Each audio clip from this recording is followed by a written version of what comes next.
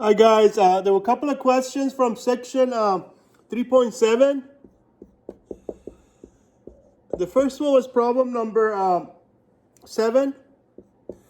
So let me write the what we given and then I'll read the questions, okay? So we have a demand function, Q, which is represented by d of x, d again for demand, which happened to be the square root of 600 minus x. And also we're provided with the x value of 100.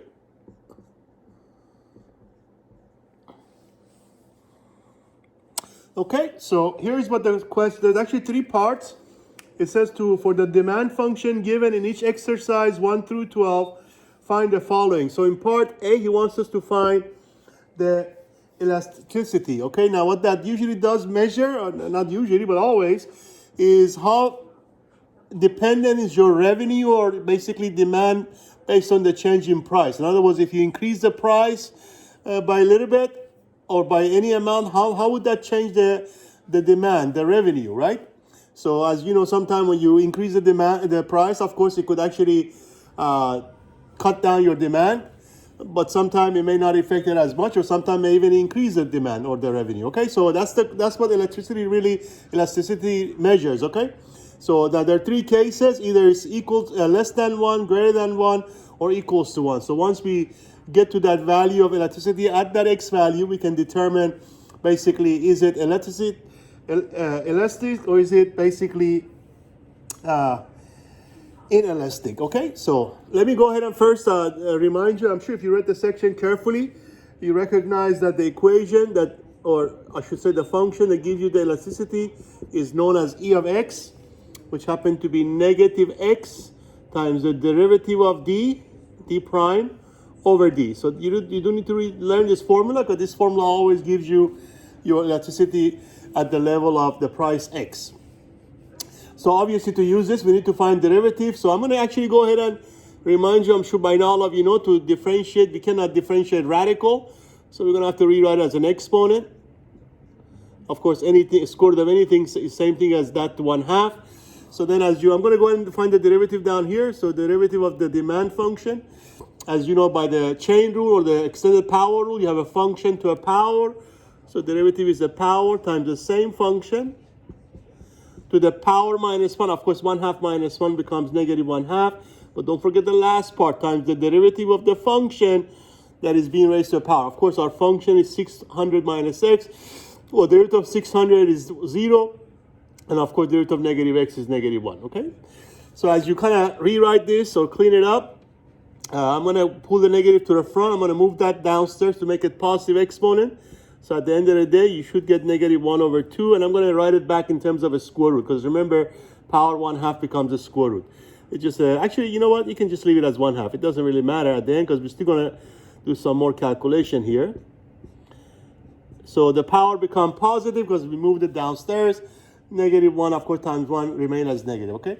So there is your demand, derivative of the demand function. So now we are ready to find the elasticity, which is, of course, is going to be our E of x.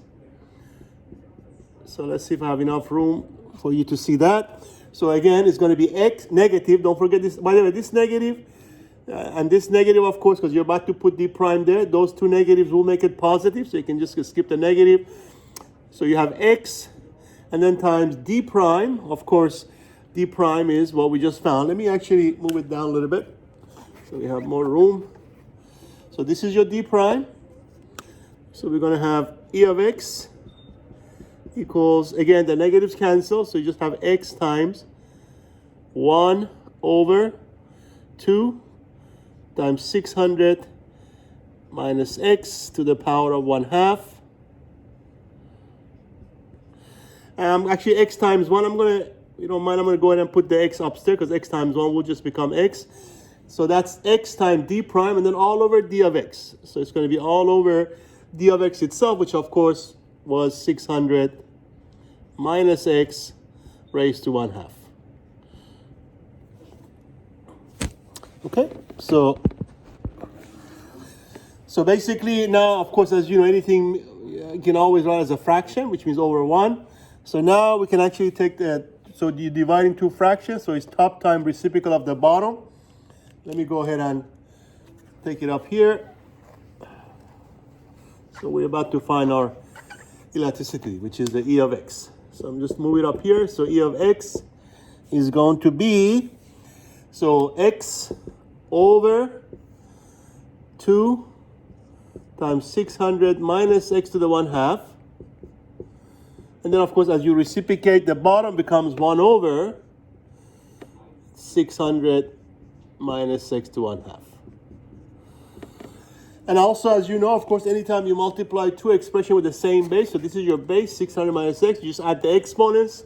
And of course, 1/2 plus 1/2 becomes 1, which means you don't need to write any exponents. So at the end of the day, x times 1 remain as x over 2 times. So 600 minus x to the power of 1/2 times 600 minus x to the power of 1/2. So again, you write one base, you add the exponents, 1/2 plus 1/2, of course, becomes 1. So you simply get that. I'm just going to distribute the 2 by both your term. So you have x over 1200 minus 2x. So that's pretty much as simplified as you can get your capital E, which is elasticity function. So now we're ready to answer part B. Remember, he gave us the $100, because remember, x is your price here. So he wants to know, he says to the elasticity at the, find the elasticity at the given price, stating whether the demand is elastic or inelastic. Okay, so first we're going to find E at 100. We're going to evaluate the elasticity function at the level of 100, which is 100 price, or I should say $100. So now we're just going to plug in. So it'll be 100 over 1200 minus 2 times 100. So this is 200. 12 minus 2 becomes 1000. So you have 100 over 1000, which of course you can cancel 2 of the zeros. So it's just basically 1/10, which also can be 0.1. Which don't forget, at this stage, of course, you do need to realize if the elasticity at that price, is it less than 1, greater than 1, or equal to 1. So in this case, of course, we do have less than 1. And so if you go back to your section, it tells you when elasticity is less than 1, this tells you that the demand at this level, which is $100, is inelastic. Inelastic. Now, what that means is that in this case, if you actually increase the price a little bit, your revenue and your demand also goes up. In other words, increasing the price is not going to decrease the revenue in this case. Okay, that's what inelastic means. Okay, so let me just do the last part. So this is part C. So in part C, he's asking us to. It says to find a value or values of x, which is a price for which the total revenue is maximized. So if you read the section carefully, it tells you the revenue is maximized when your elasticity is equal to exactly 1, okay? So once you find the x value, which is your price, that gives you elasticity of 1, that's where your revenue will be maximized. So remember, we found the elasticity function, which was, after we simplified everything, which was x over 1200 minus 2x. So I'm just going to set that equal to 1 and then do a little algebra here.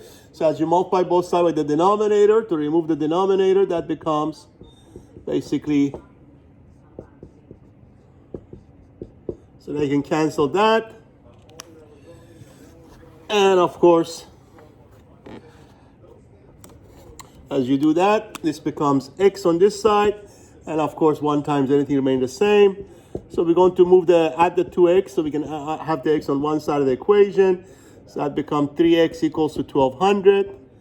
And of course, as you divide by 3 to solve for x,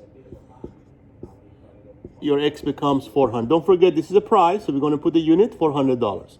In other words, that tells you that if you price your item at $400, that's when you achieve your maximum profit. Or in this case, revenue. All right.